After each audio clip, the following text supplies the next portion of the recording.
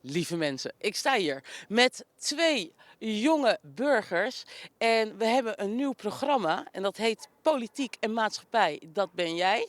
Oftewel Misani Yusani, de korte titel. En we gaan even vragen aan deze jonge burgers wat zij vinden of weten van politiek. Dex. Ja, Ja? politiek, dan kan je een van de bazen van Nederland worden. Ja, dat. Nou, dat is volgens mij een heel mooi antwoord, want de baas van Nederland, dat is dan eigenlijk de minister-president. Ehm, en dan hebben we ook nog een koning.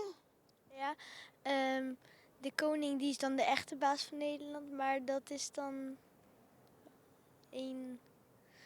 De minister-president, het is dan een soort van hulpje van de koning. Oeh, mensen, de minister-president is een hulpje van de koning. Dex, ik weet niet of die hier heel blij mee gaat worden, maar ik vind het wel belangrijk dat jij dit antwoord hebt gegeven.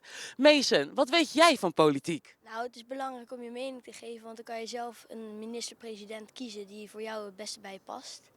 Woe, yes! Dat is echt wel een super antwoord. Zeg Dex, Mason, dank jullie wel. Echt super. Lieve mensen, we gaan een nieuw programma maken over politiek en maatschappij. Want politiek en maatschappij, dat ben jij.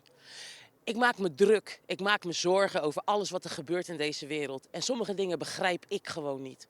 Misschien heb jij dat ook. Misschien zijn er dingen die jij ook niet begrijpt en waar jij je druk over maakt. Hey, Asani, stuur het mij. Laat het me weten. Zet het in de comments. We gaan dit programma maken en we gaan samen in gesprek over wat er gebeurt in de wereld. Misani, Yusani. Hier bij Kulturu TV.